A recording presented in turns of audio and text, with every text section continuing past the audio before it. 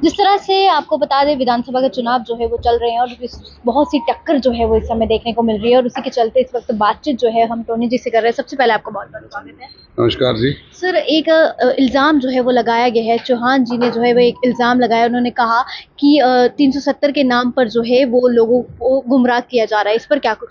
झूठ बोलते हैं चौहान साहब, सवाए बीजेपी सवाए झूठ कर कुछ बोलती नहीं, तो इनको ये इनके सवालों का जवाब देना बेमाने है। मैं मेरा सवाल पूछे चौहान जी से और इनके नड्डा जी से और इनके शाह जी से, सभी से पूछें कि यहाँ पे परमार साहब एडिशनल चीफ सेक्रेटरी पूछ रहे हैं यहाँ 13,000 करोड़ का पीएचई का गबला हुआ।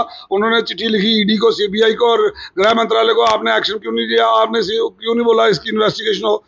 वहाँ पे जो टेंडर होता है वो फ्लोट होता है जीआई पाइप का, स्टील पाइप, वहाँ पे अप्रूवल होता है जीआई पाइप का, टेक्निकल अप्रूवल होता है जीआई पाइप का, लेकिन खरीदी जाती है प्लास्टिक की पाइप। और वहाँ पे जो संजीव मल्होत्रा जी हैं चीफ इंजीनियर, वो मना कर देते हैं, मैं नहीं पाइप लगाऊंगा, उसको दूसरे दिन ट्रांसफर करा जाता है। और जो एडिशनल चीफ सेक्रेटरी परमार साहब हैं उसको संडे के दिन रात को 8 बजे ट्रांसफर करते हैं। क्या दर्शाता है ये यहाँ पर फाउंटेन ऑफ करप्शन चल पड़ा है जम्मू कश्मीर के अंदर। इतिहास में इतनी करप्शन कभी नहीं हुई। झूठे मेले लगाए गए इन्होंने, और नौकरियों के झूठे मेले लगाए गए। कौन सा नौकरी दे दिया आपने? आप एक किसी गरीब को, किसान को ट्रैक्टर ट्राली तो चलाने नहीं देते हो। सारी पुलिस ट्रैक्टर ट्राली के पीछे और चिट्टा खुला बाजारों में बिक रहा है। आप मुझे बताओ, आप इसमें क्या कहते हो चौहान साहब? आप इसमें क्या कहते हो? आप बोला, लेकिन ये लोग मुद्दे की बात नहीं करेंगे। आज वो बड़ा खूबसूरत कहा किसी ने कि जिसने कभी मच्छर नहीं मारा वो मरने जीने की बात करता है। और बीजेपी ने डेली वेजर पक्का नहीं किया और 5 लाख नौकरी देने की बात करते हैं। ये झूठ बोलते हैं। आज तक 78 सालों में टोटल जम्मू कश्मीर में 4.5 लाख मुलाजम है, और ये कह रहे हैं हम 5 साल में 5 लाख दे देंगे। ये झूठ बोलते हैं, इनकी फितरत में झूठ है। ये जुमला है, जैसे 2 करोड़ था ऐसे ही 5 लाख है। लेकिन अगर करना था तो आपके पास 10 साल थे, आप करके क्यों नहीं आए? आपने लगा क्यों नहीं दिए? आपने डेली वेजर क्यों नहीं पक्के किए?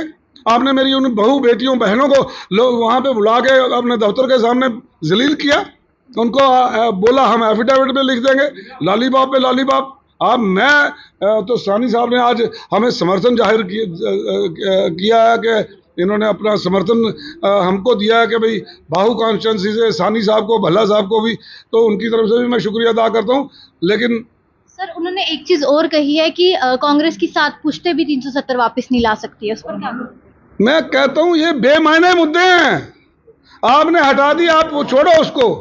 हम कह रहे हैं आप नौकरियों की, तू इधर उधर की बात ना कर, तू ये बता के काफिला कहाँ लुटा। आप चौहान साहब इस बात का जवाब दो कि हमारी नौकरियां क्यों खा गए आप? आपने जम्मू की जमीनें बाहर भेज दी, आपने हमारी जमीनों को और हमारी नौकरियों को प्रोटेक्ट करने की बात की थी। आपने तो हमारे जो पंडित जो मंत्र पढ़ के भगवान के साथ जोड़ता है वो श्राइन बोर्ड में, वो भी यूपी बिहार से ला के लाए। हमारे बैंकों में बैकडोर अपॉइंटमेंट्स हैं, हमारी यूनिवर्सिटियों के अंदर वाइस चांसलर बाहर से लाए ताकि आप बैकडोर अपॉइंटमेंट्स कर सकें। आप बोलो, आपके पास क्या जवाब है? आपने जम्मू कश्मीर को करप्शन में और बेरोजगारी में पूरे हिंदुस्तान में नंबर 1 पे लाया। आप कहते हो हिंदू खतरे में, मैं कहता हूं पूरा हिंदुस्तान खतरे में आपकी सरकार के आगे। लोग डर गए हैं, यहाँ पे बच्चा पढ़ने नहीं जाता 8वीं 10वीं के बाद, वो प्लानिंग करता है कि मुझे फॉरेन जाना, मुझे रुकना नहीं है हिंदुस्तान में, क्योंकि उसको अपना फ्यूचर डार्क नजर आ रहा है। आप अगर कल को आप हमारी बेटी जैसी हो, कल को आप बोलोगे कि यहाँ पे मैंने इंडस्ट्री लगानी है, ये तो इंडस्ट्री लगाने वाले के लिए भी आप सोचो क्या है। जो बड़ी ब्राह्मणा के पास जगह है वहां आपको जगह नहीं देंगे, ये जगह उससे नीचे 50 किलोमीटर जाके देंगे, क्योंकि वो जो क्रीमी लैंड है वो रखी गई है बाहर के उन लोगों के लिए जो आगे मोटा पैसा देंगे और उनको दी जाएगी। उसकी कंडीशंस ऐसी लगा दी गई हैं।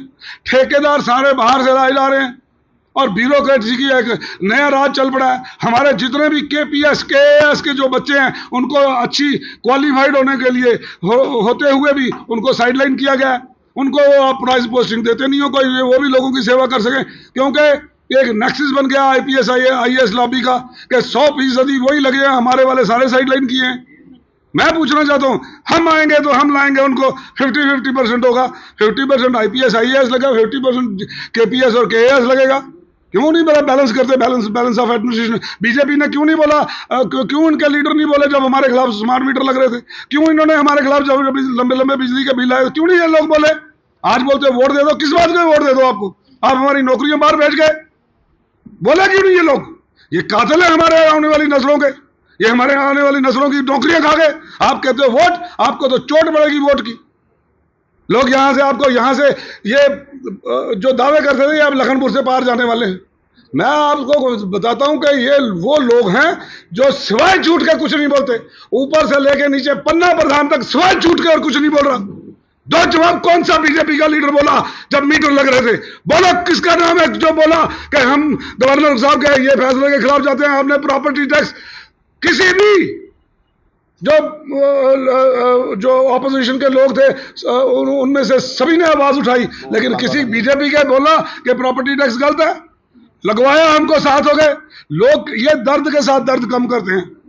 लोग कह रहे हैं कि हमें हमारे बिल ज्यादा आ रहे हैं, ये देखो प्रॉपर्टी टैक्स लगा के बैठे हैं। अब वो कैप्टन अबेंस नहीं है, वो लागू हो चुका है, कट्टा एक बार लाख 1.5 लाख रुपए बिल आएगा, हम मारे जाएंगे। आपने बस्तियां रेगुलराइज नहीं करी, आप हिंदुओं के ठेकेदार बनते हो। माता बावे वाली माता के साथ जो बाजार है वो पूरा का पूरा रेगुलराइज नहीं करा, वो रो रहे हैं आज